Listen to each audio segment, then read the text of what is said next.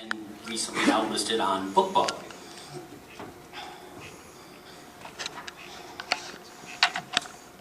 So I'm going to do three really short ones out of here, and the first one is called TeleServe. Welcome to TeleServe, the state's unemployment benefits payment by telephone service. To use the system in English, please press 1. Boop. To ensure payment is mailed correctly, we'll need to verify your address. Does the state have your current address? If so, press 1. Boop. The state employment security law provides penalty for giving false information in order to receive unemployment benefits or for failing to provide information in order to receive benefits. Please enter your social security number now. Beep, boop, beep, boop, boop, beep, beep, beep, boop. Please enter your BYE code now. The BYE code is the 2-digit code found next to your social security number at the top of the TeleServe notice form we mail to you. Enter your BYE code now. Boop, boop. Please hold for a moment while we check your claims record. Please enter your personally chosen 4-digit PIN identification number now. Beep, boop, boop, beep. Thank you. You must listen to each question in its entirety before answering. Press 1 to answer yes, or press 2 to answer no. The question will repeat if interrupted. To begin, please press 1 now. Boop. Are you claiming benefits for last week? Boop. Were you able and available for full-time work last week? Boop. Did you look for full-time work last week? Boop. Did you return to full-time work last week? Beep. Did you refuse any work offered to you last week? Beep. Did you work part-time, earn or receive any vacation pay, bonus pay, or wages last week? Beep. Did you apply for or receive any Social Security or private pension last week? Beep. Did you apply for or receive any workers' compensation, TDI, sick pay, or disability pay last week? Beep. It's 2:37 p.m. on a Wednesday. Did you just wake up? Boop. You stayed up all night drinking again, didn't you? Boop. Do you have any idea what you're going to do with yourself when your unemployment benefits run out in a month and a half? Beep. You'll probably wind up crawling back to your parents with your tail between your legs, won't you? Beep. Again, the state employment security law provides penalty for giving false information in the TeleServe system. Are you sure you won't be moving back in with your parents? Beep. That's what I thought. Are you going to get drunk again tonight? Boop. And the night after that? Boop. Do you even remember the last night you didn't drink? Beep. Do you remember the last night you slept well? Beep. It's starting to get to you, isn't it? Yeah. Boop. Are there dishes piled in your sink, dirty laundry all over your floor, and frozen food boxes overflowing from your garbage can? Boop. You are so predictable. Have you even showered in the past couple of days? Beep. But you can't break out of it, can you? If you need more time to answer, press the star key. Otherwise, press 1 to answer yes, or press 2 to answer no. You can't break out of it, can you? Beep. Have you thought about beep? Have you thought about beep? You must listen to each question in its entirety before answering. The question will repeat if interrupted. Have you thought about beep? Have you thought about beep? You must listen to each question in its entirety before answering. The question will repeat if interrupted. Have you thought about beep? Have you thought about killing yourself? Beep. Again, the state employment security law provides a penalty for giving false information over the TeleServe system. Don't lie. Have you thought about killing yourself? Boop. Have you thought about how you do it? Boop. You're going to overdose on pills, aren't you? Boop. Figures. Of course a milquetoast like you would use pills. A real man would blow his own head off. Have you ever even shot a gun? Beep.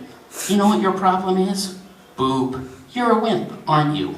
Boop. You just can't take one on the chin. You lose one lousy job and you crawl inside a bottle and inside your own head, don't you? Boop. And you've crawled so far deep inside that you can't pull yourself out. Isn't that right? Boop. It's 2:37 p.m. on a Wednesday. Is this the only conversation you've had all week? Boop. Thank you. Your request for payment has been accepted. This guarantees your payment will be mailed to you automatically. Please do not call the call center to verify payment. Thank you for using the TeleServe system. Goodbye.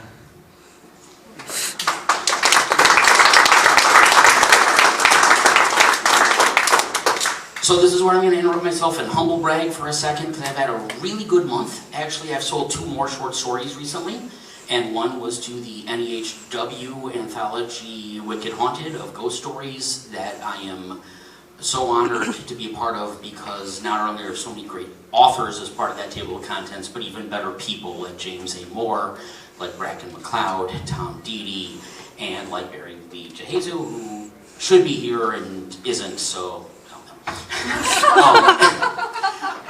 the other one I'm actually even more proud of, because I had a story accepted into a charity anthology, and the call was for dystopian short stories of what could happen in the future if we don't resist the Trump administration. And all the proceeds from the anthology are going to the ACLU. And I know that talking politics at any con is a dangerous sport, but I just heard that the counter-protesters outnumbered the fascist ones 15 to 1 today. Wow. Thank you all. Someone smarter than me recently put on Facebook, everyone in this country has the right to speak their mind. We have not just the right, but the responsibility to shout them down. And I feel like that story is my first shout. So, follow me on social media, as they hope to have that anthology out by the end of the year, and I will be promoting it as heavily as possible when the time comes. And now that serious stuff is out of the way, who wants to hear a joke? Stop me if you've heard this one. It's called A Man Walks Into a Bar. I should have realized something wasn't right with the place when I had to dodge a penis as I entered the front door. It was a black penis, and it was huge. Comically huge, and attached to a man who was standing on the roof, his gyrating pelvis bouncing and wiggling his massive member, dodging the traffic on the street below. He was flanked on either side by 2 white men, each dangling their own Johnsons over the side of the building and comparing their considerable lengths. While they certainly put me to shame, they couldn't compete with the guy in the middle. The first thing I saw upon entering was a horse, rolling on the floor, laughing uproariously, and dripping a flood of tears and snot across the hardwood. Standing over him, one of the bartenders peeled money from his wallet to hand to a grinning patron. I tiptoed around the horse and made my way to the bar and found a vacant stool centered in front of the taps, prime barroom real estate inviting me to take a seat. To my left, a miniature musician sat upon the counter, dressed in full tails, and seated at the tiniest grand piano I'd ever seen. He filled the room with impeccably played classical music, which was especially impressive seeing as he couldn't have been more than a foot or so tall. A man sitting on the stool nearest to him wore an exasperated expression. Speaking of music, at the other end of the bar, I'd swear an octopus was trying to make time with a set of bagpipes. From a table in the corner, a large, burly construction worker stood up and uncorked a fart for the ages, clearly aimed at the table next to him. It was a loud, rumbling, violent explosion, the kind that comes from gut-bombing yourself with too much greasy food. Seated at the next table, a pair of effeminate-looking men wearing couture started to giggle and point, whispering about the construction worker being a virgin. The front door swung open and 3 clergymen strolled in. One Catholic, one unmistakably Jewish, and a third who looked possibly Baptist or Methodist. They waved to the room on the way to a table as if they were regulars. 2 stools away from me, a bartender handed a customer an apple. The man took a bite, gagged, and immediately spat it all over the front of the bar, trying to rid his mouth of the flavor. "This tastes like shit," he said. The bartender beamed from ear to ear. "Just turn that apple around," he said. An African-American entered briefly, but a bartender asked him not to stay. Then a giraffe walked in and offered to buy everyone a cocktail. By the jukebox, a pirate complained that the large steering wheel of a ship attached to his crotch was so annoying it was making him crazy. Beneath the din, some tiny voices caught my ear. They softly whispered the nicest pleasantries like, "You look wonderful this evening," and "That sure really brings out the color of your eyes." I concentrated hard to figure from where the voices came, and although it sounds crazy, I would swear that they came from the bowls of free peanuts scattered across the room.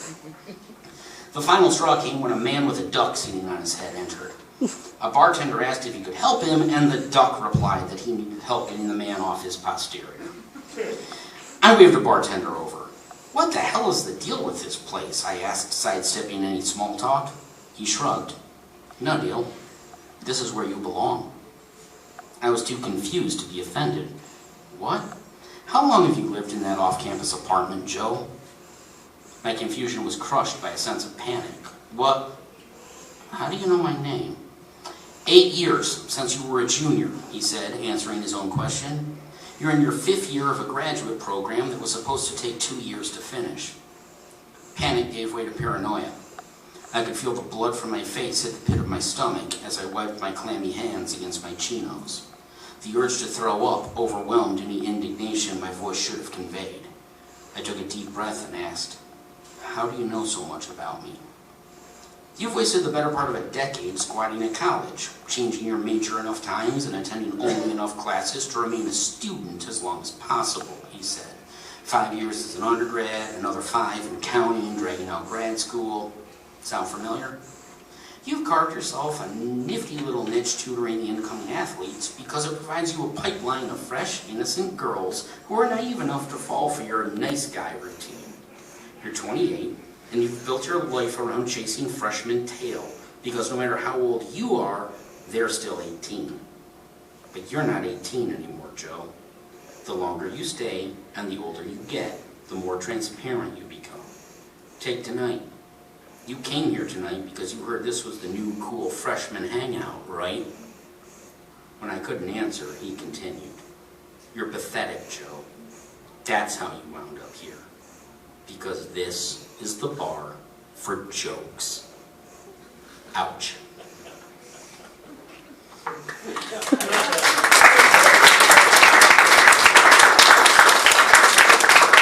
So I got time to sneak in one more super short one, but before I do, thank you Necronomicon. Thank you all of Necronomicon's board and organizers, and especially our host for this event, Catherine Grant. Also, thank you to Gwendolyn Keist, to Nettie Okorafor, and to Farrah Smith for letting me share the stage with you this afternoon. The honor is mine. Simply put, this is a really short story that is still maybe the favorite thing that I have ever managed to pen, and it's called Someday. No one saw it coming. The day before had been a regular Tuesday, just like any other.